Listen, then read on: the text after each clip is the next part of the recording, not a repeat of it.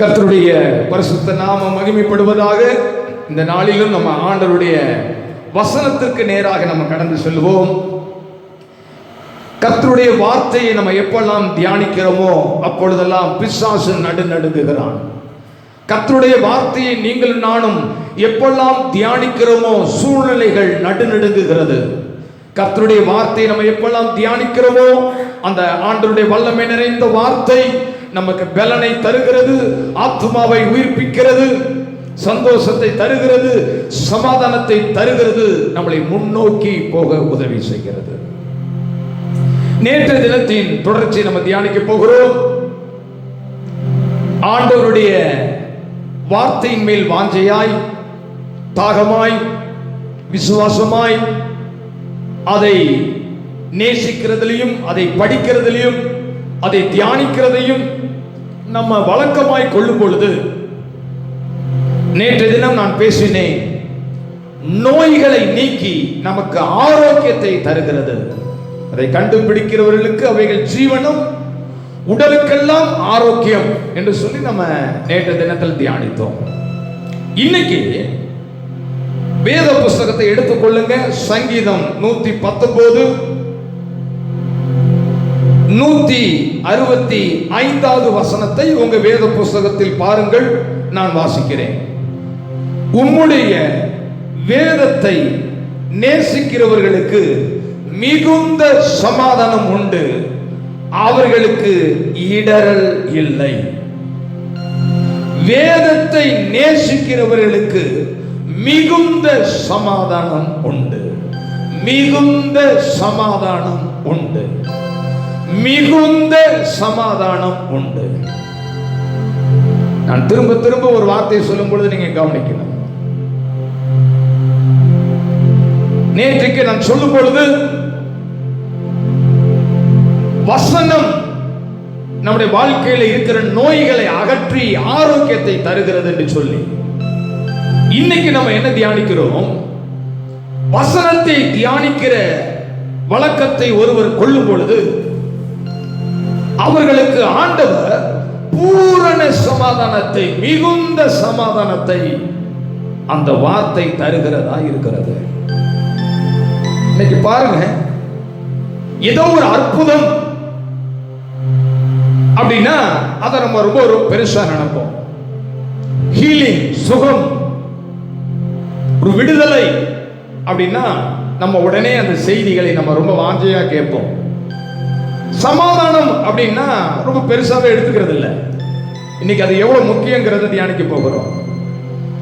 ஆண்டவராக இயேசு கிறிஸ்து முதலாய் அவர் பூமியில பிறந்த உடனேயே சொல்லப்பட்ட வார்த்தையை நீங்க ரொம்ப கவனிக்கணும்.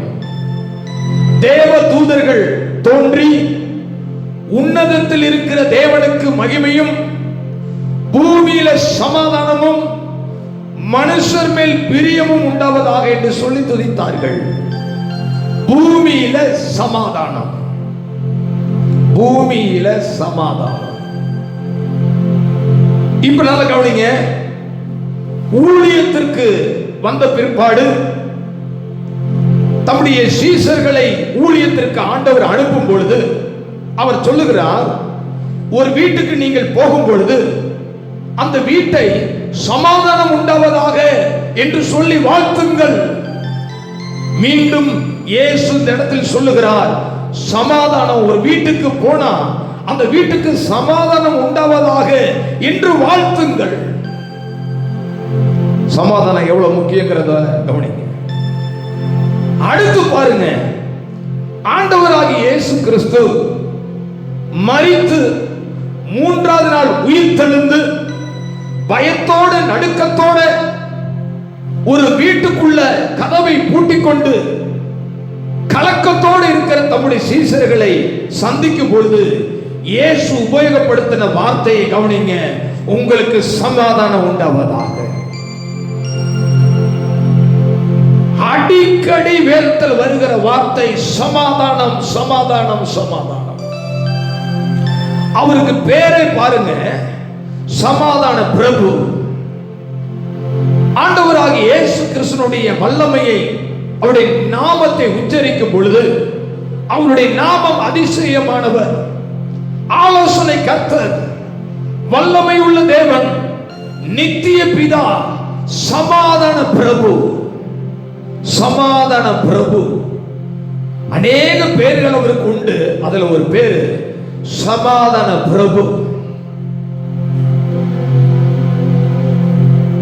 கவனிங்க, வெறும் சமாதான பிரபு என்று சொல்லி எழுத்தோட முடியல.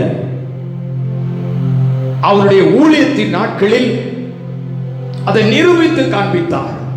ஒரு முறை இயேசு தம்முடைய சீடர்களோடு பயணம் செய்து கொண்டிருக்கும் பொழுது திடீரென்று கடலில் ஒரு பலத்த சுழல் காற்று உண்டாகி, நடு கடல்ல சுழல் காற்றுல அந்த படகு சிக்கிக் கொள்ளுகிறது. இப்ப அந்த படகுல 12 சீடர்கள் இருக்கிறார்கள், இயேசு இருக்கிறார்.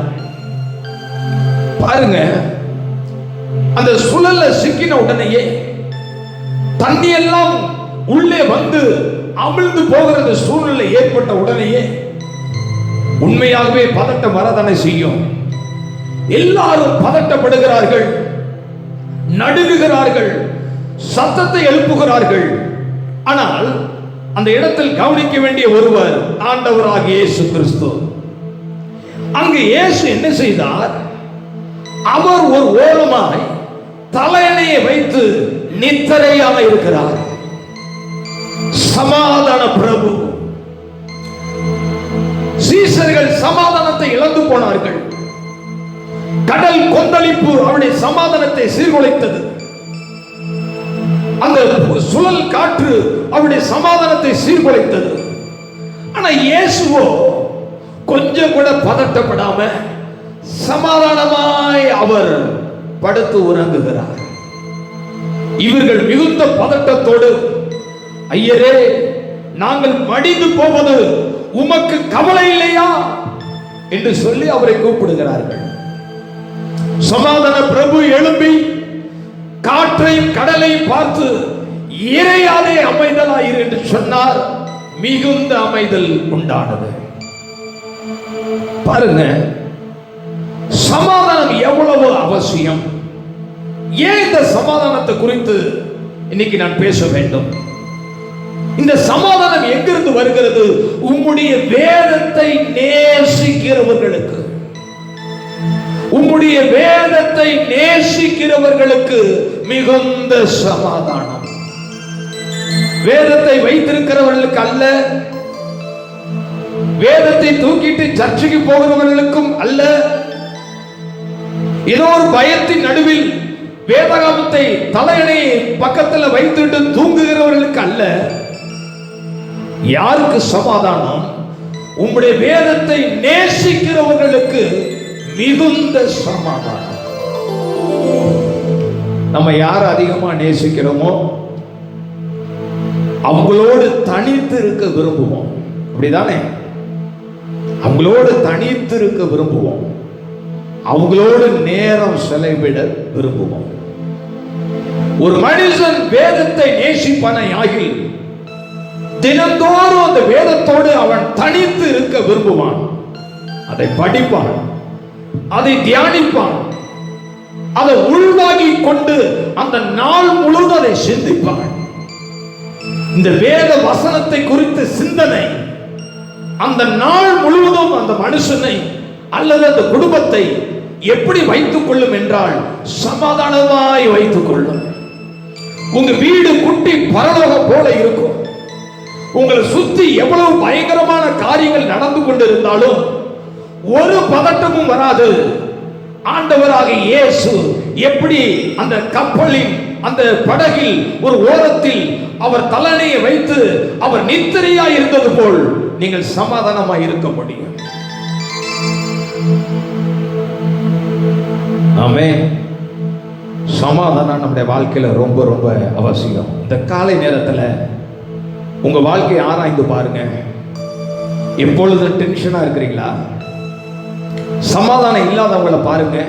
எப்பொழுதும் அவங்க முகத்துல ஒரு துக்கம், ஒரு பதட்டம், ஒரு இருள், கோபப்படுகிறவர்களாக, நிதானம் இழந்து பேசுகிறவர்களாக, தூக்கம் இல்லாதவர்களாக, தானும் பதட்டப்பட்டு மற்றவர்களையும் பதட்டப்படுத்துகிறவர்களாக இருப்போம். நீங்க அந்த படகுல இருந்தா என்ன பண்ணிருப்பீங்க? இப்ப சீடர்கள் இயேசுவை எழுப்புறாங்க. அந்த இடத்துல நீங்க இருந்தா என்ன பண்ணிருப்பீங்க? யோசிச்சு பாருங்க.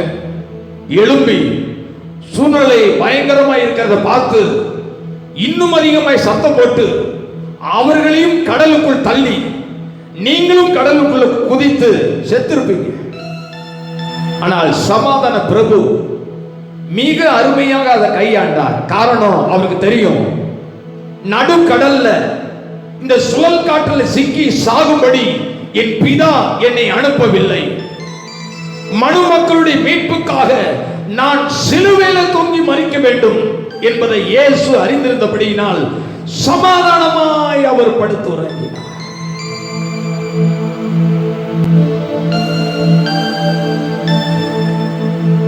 ஒன்னு ராஜாக்கள் 4வது அதிகாரம் கவனிங்க, 24வது வசனத்தை கவனிங்க. 1 ராஜாக்கள் 4வது அதிகாரம் 24வது வசனம். நதிக்கு இப்புறத்தில் இருக்கிற திப்சா முதற்கொண்டு ஆசா மட்டும் உள்ளவைகள் எல்லாவற்றையும் நதிக்கு இப்புறத்தில் உள்ள சகல ராஜ்யங்களையும் ஆண்டு வந்தான். அவனை சுற்றி எங்கும் சமாதானம் இருந்தது. அவனை சுற்றி எங்கும் சமாதானமாய் இருந்தது.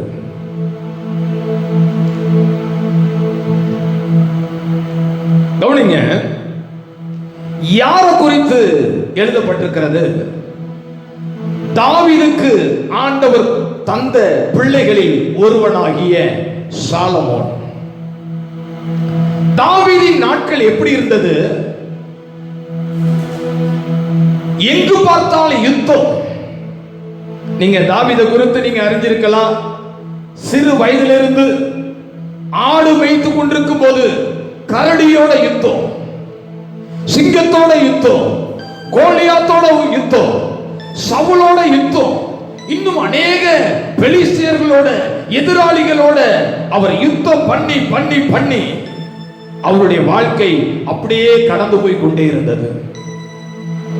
ஆனா சாலமோனுடைய வாழ்க்கையை நீங்கள் வாசித்து பார்க்கும் பொழுது ஆண்டவர் பாருங்க, அவருக்கு தந்த ஒரு பெரிய ஆசீர்வாதம், எங்கும் சமாதானம். இந்த இடத்தில் ஒரு சத்தியத்தை நீங்கள் புரிந்து கொள்ள வேண்டும். பெற்றோர்களாகிய உங்களுக்கு நான் சொல்லுகிறேன், உங்க பிள்ளைகளுடைய வாழ்க்கை மிகுந்த சமாதானமாய், உங்க பிள்ளைகள் எளிதாய் வாழ்க்கையில முன்னேற வேண்டுமையாகில் பெற்றோர்களாகி நீங்கள் இந்த யுத்தத்தின் நாட்களில், போராட்டத்தின் நாட்களில், இந்த சோதனையின் நாட்களில் நீங்கள் பக்தி இழந்து விடாமல், பரிசுத்தத்தை இழந்து விடாமல், வேதத்தை தியானிக்கிறதை இழந்து விடாமல், கர்த்தருக்கேற்ற வைராக்கியத்தில் நீங்கள் முன்னோக்கி போய் கொண்டிருப்பீர்களே ஆகில் இயேசுவின் நாமத்தில் நான் சொல்லுவேன், உங்க பிள்ளைகளுடைய வாழ்க்கையில் யுத்தம் இருக்காது, அது சமாதானமாய் இருக்கும். ஹல்லேலூயா.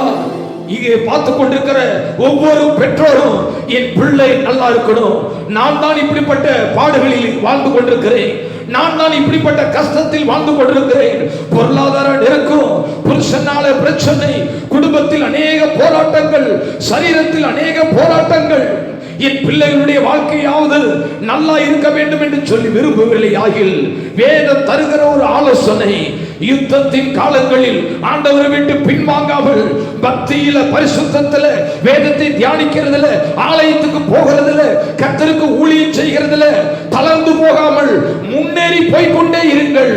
உங்க பிள்ளைகளுடைய வாழ்க்கையை கர்த்தர் யுத்தம் இல்லாமல் எங்கும் சமாதானத்தை கட்டளையிடுவார். உங்க பிள்ளைகள் முன்னேறுவார்கள். ஏன் இந்த சமாதானம் முக்கியம் என்று நான் பேசுகிறேன்?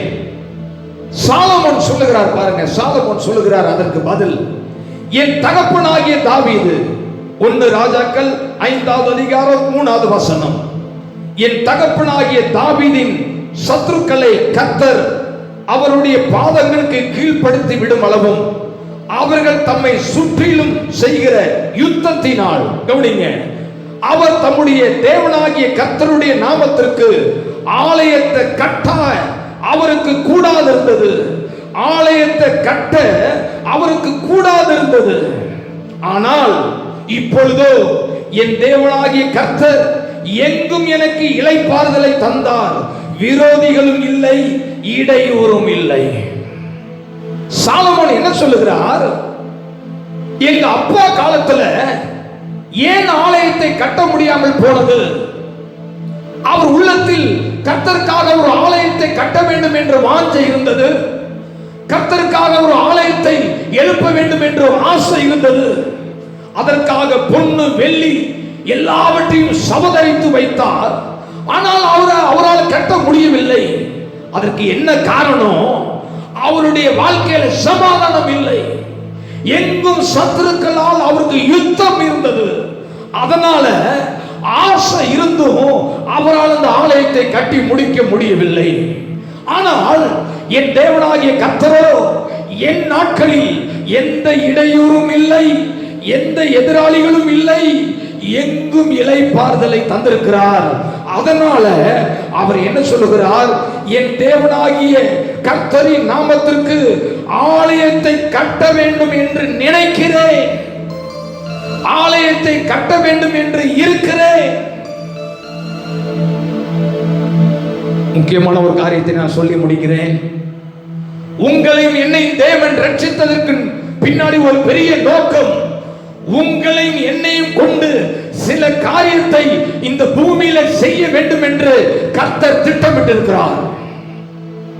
இன்னைக்கு நிறைய பேருக்கு திட்டம் தெரியும். தேவன் ஏன் தன்னை அழைத்திருக்கிறார், ஏன் வேறு பிரித்திருக்கிறார், திட்டம் தெரியும். ஆனால் செய்து முடிக்க முடியவில்லை. சில பேர் அற்புதமாய் ஒரு காரியத்தை ஆரம்பித்தீர்கள், ஆனா தொடர்ந்து செய்ய முடியல. ஏன் தொடர்ந்து செய்ய முடியல? ஏதோ ஒரு யுத்தம், ஏதோ ஒரு சத்துருக்கள், ஏதோ ஒரு இடையூறு. பிசாசுக்கு நல்லா தெரியும், இவனை சமாதானமா விட்டுட்டா இவன் தேவனுடைய காரியத்தில் ஈடுபடுவான், கர்த்தருடைய சித்தத்தை செய்ய முனைப்பா இருப்பான். அதனால எப்படியாவது இவனுடைய சமாதானத்தை சீர்குலைத்து விட்டோமே ஆகில், குடும்பத்துக்குள் கணவன் மனைவிக்கு இடையில், பெற்றோர்களுக்கும் பிள்ளைகளுக்கும் இடையில், ஊழியக்காரனுக்கும் விசுவாசிகளுக்கும் இடையில் ஒரு யுத்தத்தை, ஒரு சத்துருக்களை எழுப்பி ஒரு இடையூறை உண்டு பண்ணிவிட்டால் தேவ திட்டம் தகர்க்கப்பட்டு விடும். இல்லை என்றால் தேவ திட்டம் நிப்பாட்டப்படும், நிறுத்தப்படும் என்பதை பிசாசு அறிந்திருக்கிறான். கவனிச்சுட்டே வரீங்களா? முக்கியமான ஒரு காரியம் சாலமோனே சொல்லுகிறார். எங்க அப்பாவுக்கு ஆசை இருந்துச்சு, சொல்றாரு பாருங்க. எங்க அப்பாவுக்கு ஆசை இருந்துச்சு, ஆனா அந்த ஆலயத்தை அவரால் கட்டி முடிக்க முடியல. காரணம் சத்துருக்கள். ஆனா ஆண்டவர் என்னுடைய வாழ்க்கையில ஒரு பெரிய காரியம் செய்தார். எங்கும் இளைப்பாறுதலை தந்தார். விரோதிகளும் இல்லை, இடையூறும் இல்லை. ஆதலால் என் தேவனாகிய கர்த்தரின் நாமத்திற்கு ஆலயத்தை கட்ட வேண்டும் என்று இருக்கிறேன். இந்த பகல் நேரத்துல உங்க மனக்கண்ணை கர்த்தர் திறப்பாராக. இன்னைக்கு நம்ம தெருவில் பாருங்க, ஒரு வீட்டை அப்படியே ஆரம்பிப்பாங்க, நடுவுல நிறுத்தி போறதுன்னு சொல்லி அந்த வீட்டை ஆரம்பிச்சாங்க. இல்ல, ஏதோ ஒரு யுத்தம், ஏதோ ஒரு பிரச்சனை அந்த குடும்பத்துக்குள் நுழைந்த உடனேயே ஆரம்பித்த அந்த காரியம் அப்படியே நின்று போனது. இந்த பகல் நேரத்தில் ஒன்றை நீங்கள் ஆரம்பிக்கிறீர்கள், ஒன்றை நீங்கள் செய்கிறீர்கள், ஆனா உங்களால் அதை தொடர்ந்து செய்ய முடியல. இதுக்கு பின்னாடி யாரும் புரிஞ்சுக்கிட்டீங்களா? இன்னைக்கு ஒரு காரியத்தை துவங்குகிறீர்கள், ஒரு காரியத்தை செய்கிறீர்கள், ஆனா சிறப்பா செய்து உங்களால முடியல. காரணம் ஏதோ ஒரு இடையூறு, ஏதோ ஒரு பிரச்சனை. நீங்க அதை சாதாரணமா எடுத்துக்கொண்டீங்க. இதுக்கு பின்னாடி ஒரு சாத்தான் இருக்கிறான், ஒரு சத்துரு இருக்கிறான். உங்களை குறித்த தேவனுடைய திட்டத்தை சீர்குலைக்கும்படி அவன் ஒவ்வொரு மனிதனாய் ஒவ்வொரு பிரச்சனையாய் ஒன்றன் பின் ஒன்று ஒன்றன் பின் ஒன்று இதை அனுப்பினால் இவங்க சோர்ந்து போயிடுவாங்க, இதை அனுப்பினால் இவர்கள் அப்படியே இந்த காரியத்தை நிறுத்தி விடுவார்கள் என்பதை அறிந்து சாத்தான் ஒரு பிரச்சனைக்கு பின்னாடி இன்னொரு பிரச்சனை தொடுத்து கொண்டே இருக்கிறார். புரியுதா உங்களுக்கு? இதே காரியத்தை நீங்க அப்போஸ்தலர் புத்தகத்துல வாசித்து பாருங்க. அப்போஸ்தலர் 9வது அதிகாரத்துல ஒரே ஒரு வசனத்தை வாசித்து நான் ஜெபம் பண்ணுகிறேன். அப்போஸ்தலர் 9வது அதிகாரத்தை நீங்க எடுத்து வாசிக்கும் பொழுது மிக தெளிவாக அங்க ஒரு வார்த்தை எழுதப்பட்டிருக்கிறது. நீங்க படிச்சு பார்த்தீங்கன்னா உங்களுக்கு ஆச்சரியமா இருக்கும். பரிசுத்த ஆவியானவர் உங்க மனக்கண்ணை இன்னும் அதிகமாய் திறப்பாராக. அப்போஸ்தலர் 9வது அதிகாரம் 31வது வசனம். அப்பொழுது யூதேயா, கலிலேயா, சமாரியா நாடுகள் எங்கும் சபைகள், நல்ல கவனிங்க, சபைகள் சமாதானம் பெற்று பக்தி விருத்தி அடைந்து கர்த்தருக்கு பயப்படுகிற பயத்தோடும் பரிசுத்த ஆவியின் ஆறுதலோடும் நடந்து பெருகின. சபைகள் சமாதானம் பெற்று தேவனால் தெரிந்து கொள்ளப்பட்ட வேறு பிரிக்கப்பட்ட பிள்ளைகள், இவங்களதான் சபை என்று வேதம் சொல்லுகிறது, கட்டடம் அல்ல. மகிழ்ச்சியா இருக்க வேண்டிய தேவ ஜனம் சமாதானத்தை இழந்து போனது. ஏன் சமாதானத்தை இழந்து போனது? அதுக்கு முந்தின அதிகாரம் 8:3 வாசித்து பாருங்க. சவுல் வீடுகள் தோறும் நுழைந்து புருஷர்களையும் ஸ்திரீகளையும் இழுத்து கொண்டு போய் காவலில் போட்டு வைத்து சபையை பாழாக்கி கொண்டிருந்தான். சபையை பாழாக்கி கொண்டிருந்தான். ஆனால் இயேசுவின் நாமத்தில் நான் சொல்லுவேன், அப்போஸ்தலர்கள் கண் திறக்கப்பட்டவர்கள், அப்போஸ்தலர்கள் விழிப்பானவர்கள். ஏன் சபைகள் சமாதானம் இல்லாமல் இருக்கிறது? சபைகள் சமாதானத்தை இழந்ததின் காரணம் என்ன என்பதை அப்போஸ்தலர்கள் தேடுகிறவர்களாய் இருந்தார்கள். அப்போஸ்தலர் புத்தகம் முழுசும் வாசித்து பாருங்க. மற்ற மனிதர்களால பயமுறுத்துதல் வரும்பொழுது, இந்த இயேசுவை பிரசங்கம் பண்ண கூடாது என்று சொல்லி சண்டைகள் பிரச்சனைகள் வரும்பொழுது, சிறைத்தாளைக்கு இழுத்து கொண்டு போய் அவர்களை தாக்குகிற காரியம் வந்த பொழுது, சபை விழிப்புணர்வு பெற்று இந்த தேவ திட்டத்தை சிறப்பாய் செய்ய விடாமல் சமாதானத்தை இழக்க செய்கிற அந்த வல்லமைகளுக்கு விரோதமாய் எதிர்த்து நிற்கிறவர்களாய் இருந்தார்கள். எப்படி எதிர்த்து நின்றார்கள்? மாம்சத்தோடும் இரத்தத்தோடும் அல்லவா? இல்லவே இல்லை. பைபிளை வாசித்து பாருங்க. அவர்கள் ஜெபம் பண்ண ஆரம்பித்தார்கள். அவர்கள் கூடி கூடி ஜெபம் பண்ண ஆரம்பித்தார்கள். சவுல் என்ற மனிதனுக்காக, சபைக்கு விரோதமாய் செயல்பட மனிதர்களுக்காக அவர்கள் கூடி ஜெபம் பண்ண ஆரம்பித்தார்கள். ஆண்டவர் எழுந்தருளினார். எங்கெல்லாம் விழிப்புணர்வோடு சபை ஜெபிக்கிறதோ கர்த்தர் அங்கு எழுந்தருளுகிறார். அப்போஸ்தலர் 9வது அதிகாரத்தில் இன்னும் சபையை பாழாக்குவேன், இன்னும் சபைகளை நாசமாக்குவேன் என்று சொல்லி சவுல் என்ற மனிதன் எழும்பி புறப்பட்டு போகும் பொழுது வானத்தில் இருந்து கர்த்தர் ஒரு ஒளியை அனுப்பி அவனை சந்தித்தார். அவன் கீழே விழுந்தான். அவன் கண்கள் இருக்கிற பார்வை போனது. அவன் நடுங்கினான். ஆண்டவரை விசுவாசித்தான், ஜெபம் பண்ணினான், ஞானஸ்நானம் பெற்றான், பரிசுத்த ஆவி பெற்றான், மனம் திரும்பினான். சபைகள் பெருக ஆரம்பித்தது. இதுவரைக்கும் இந்த சவுல் என்ற மனிதனால் சபை பாழாக்கப்பட்டது. விசுவாசிகள் கூடி ஜெபம் பண்ண ஆரம்பித்த போது கர்த்தர் கிரியை செய்தார். இப்ப சபைகள் சமாதானம் பெற்று பெருகின. ஹல்லேலூயா. சொல்லி முடிக்கட்டுமா? உங்க உள்ளத்துல பூரண சமாதானம் இருக்கும் பொழுது மட்டுமே உங்களை குறித்த தேவ திட்டம் பூரணமாய் நிறைவேற முடியும். இந்த சமாதானத்தை எது தருகிறது? நான் சொன்னேன், உங்க மேலையும் என் மேலையும் தேவனுடைய திட்டம் இருக்கிறது. எத்தனையோ நேரங்களில் நீங்களும் நான் இந்த பூமியை விட்டு கடந்து போயிருக்கணும். எத்தனையோ விதங்களில் பிசாசு நம்முடைய வாழ்க்கைக்கு விரோதமாய் போராடினான். எத்தனையோ மரண போராட்டம், மன உளைச்சல்களிலே காலங்கள் கடந்து போய்விட்டது. சபையே விழித்துக் கொள்வோம். தேவன் உங்களையும் என்னை குறித்து ஒரு பெரிய திட்டத்தை வைத்திருக்கிறார். உங்களையும் என்னை கொண்டுதான் அதை செய்து முடிக்க ஆசைப்படுகிறார். எப்ப அதை நிறைவேற்றி முடிக்க முடியும்? அதற்கென்று வேறு பிரிந்தால் மட்டும் போதாது. அதற்காக நான் அழைக்கப்பட்டிருக்கிறேன் என்று சொல்லிக்கொண்டு எத்தனை நாட்களை கழிக்க போகிறோம்? உள்ளத்தில் இருக்கிற எல்லா மன உளைச்சல்கள், எல்லா போராட்டங்கள் நீங்கி உள்ளத்தில் ஒரு பெரிய சமாதானம் வரும்பொழுது மட்டுமே தேவ திட்டம் நிறைவேற முடியும். அழகா சொல்லுகிறார் சாலமோன், எங்க அப்பாவுக்கு ஆசை இருந்தது ஆலயத்தை கட்டணும்னு. அவரால் கட்டி முடிக்க முடியாமல் போனதற்கு காரணம் சத்துருக்கள். அவங்க விரட்டி கொண்டே இருந்தாங்க, அவங்க துரத்தி கொண்டே இருந்தாங்க. எங்க அப்பா அந்த காரியத்தில் ஈடுபடுவாரு, ஏதோ ஒரு யுத்தம் வரும், விட்டுருவாரு. இப்படியே அவருடைய காலங்கள் போனது. என்னுடைய வாழ்க்கையில ஆண்டவர் ஒரு இளைப்பாறுதலை கட்டளையிட்டார். இந்த இளைப்பாறுதலை தருகிறது வேத வசனம். வேதத்தை நேசிக்கிறவர்களுக்கு மிகுந்த சமாதானம், அவர்களுக்கு இடர்கள் இல்லை. ஜோமனுமா கர்த்தர் உங்க மனக்கண்ணை இன்னைக்கு திறந்திருக்கிறார். ஹல்லேலூயா. இருக்கிற இடங்களில பயபக்தியோடு சீலூயா. ஆமா ஆண்டவரே, என்னை கொண்டு என் பிள்ளைகளை கொண்டு தேவன் சில காரியத்தை இந்த பூமியில நிறைவேற்ற எங்களை வேறு பிரித்திருக்கிறேன். ஹல்லேலூயா. எத்தனை பேர் அப்படி அறிக்கை செய்ய விரும்புறீங்க? வாயை திறந்து ஓ ஹல்லேலூயா. இந்த பூமியில ஆண்டவரே உங்க சித்தத்தை நிறைவேற்றி முடிக்க என்னையும் என் குடும்பத்தையும் நீர் வேறு பிரித்திருக்கிறீர் ஆண்டவரே. நீர் வேறு பிரித்திருக்கிற ஆண்டவரே, எங்களை கொண்டுதான் இந்த காரியத்தை செய்ய வேண்டும் என்று திட்டமிட்டிருக்கிறீர்.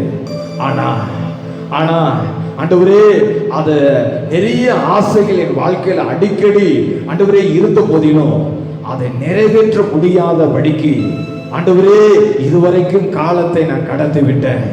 இன்னைக்கு என் மனக்கண்ணை நீங்க திறந்ததுக்காக ஸ்தோத்திரம். இதற்கு காரணம் ஆண்டவரே, என்னுடைய சமாதானத்தை சீர்குலைச்சிட்டா, என்னுடைய மன உளைச்சல் ஆக்கிட்டா, என்னை வேறு காரியமாய் திசை திருப்பிட்டா, தேவ திட்டம் நிறைவேறாது என்பதை அறிந்த சாத்தான் தான் இவ்வளவு நாட்களாய் என் உள்ளத்துக்குள்ள ஆண்டவரே இருந்த சமாதானத்தை பிடுங்கி என்னை மன உளைச்சல் ஆக்கி ஹல்லேலூயா பலவிதமான யுத்தத்தை சத்துரியன் குடும்பத்துக்கு நேராய் அனுப்பி இதிலேயே என்னுடைய காரியத்தை நான் செலவு செய்து கொண்டு உட்கார்ந்துட்டு இருக்கிறேன். ஹல்லேலூயா. ஆண்டவரே, இன்னைக்கு என்னுடைய மனக்கண்ணையை திறக்கிறதுக்காக ஸ்தோத்திரம். ஹல்லேலூயா. எல்லாரும் ஜெபம் பண்ணுவோம். இதற்கு காரணம் என்ன? ஆண்டவர் உங்களுக்கும் எனக்கும் தந்த அந்த வேத புஸ்தகத்தில் அவர் எழுதி தந்த அவருடைய வசனத்தை நீங்கள் நானும் தியானிக்காமல் போனதுதான்.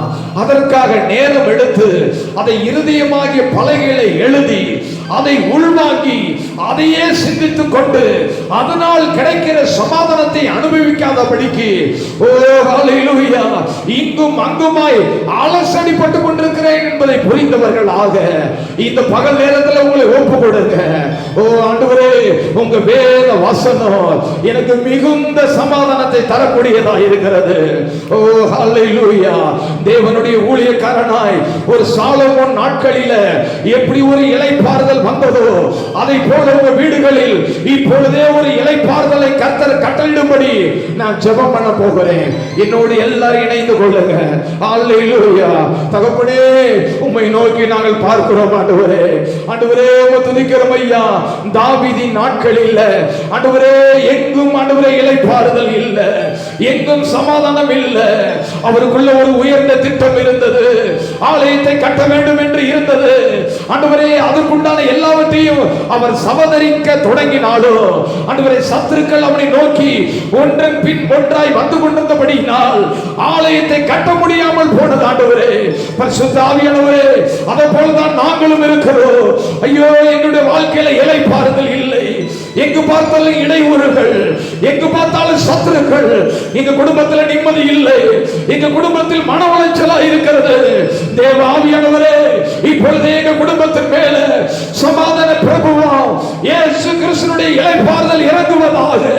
அன்னைக்கு ஆண்டவரே அந்த படகுல அலசடிப்பட்டு கொண்டிருக்கும் பொழுது, சமாதானத்தை இழந்தவர்களாய் சீசர்கள் தத்தளிக்கும் பொழுது, நீர் எழுப்பி காற்றை கடலை அதட்டி அமைதலாய் என்று சொன்னது போல, இப்பொழுது ஒவ்வொரு வீடுகளிலும் ஒரு பெரிய அமைதல் உண்டாவதாக, ஒரு இளைப்பாறுதல் வருவதாக.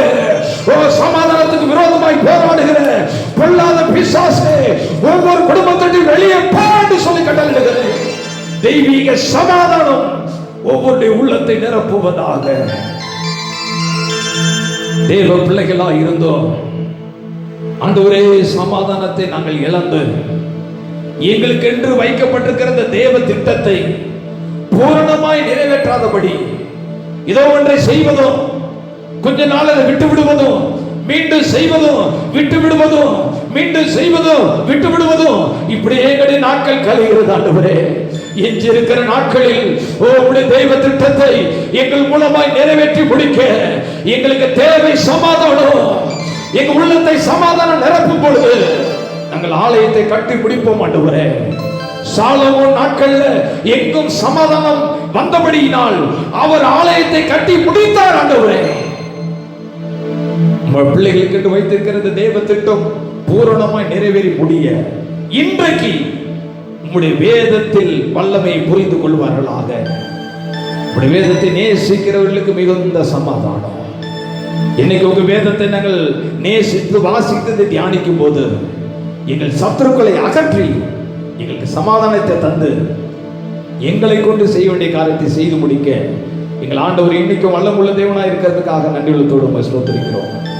கேட்ட பிள்ளைகள் எப்படி அப்போஸ்தலர்கள் சபைக்கு ஆண்டவரே சமாதானம் இல்லாமல் இருந்த போது விழிப்புணர்வோடு அதற்கு காரணம் என்ன என்பதை அறிந்து அவர்கள் ஜெபத்தில் வைத்து ஆண்டவரே ஜெபம் பண்ணினதினால் தேவன் சபையை சந்தித்து சபைகள் சமாதானம் பெற்று பெறுகிறது போல ஒவ்வொரு வீடுகளும் சமாதானம் பெற்று பெறுவதாக சமாதானத்தின் தேவன் ஒவ்வொரு குடும்பத்தோடு இருக்க ஆசீர்வதிக்கிறேன். எல்லா துதி கன மகிமை ஏசப்பா ஒருவருக்கே செலுத்துகிறேன்.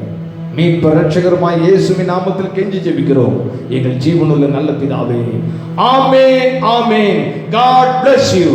மீண்டும் ஒரு கர்த்தருடைய வார்த்தையோடு உங்களை சந்திக்கும் வரைக்கும் அவருடைய மாறாத கிருபை, பாசம், நேசம், பாதுகாப்பு, அரவணைப்பு உங்கள் அனைவரோடும் கூட இருப்பதாக. ஆமென், ஆமென்.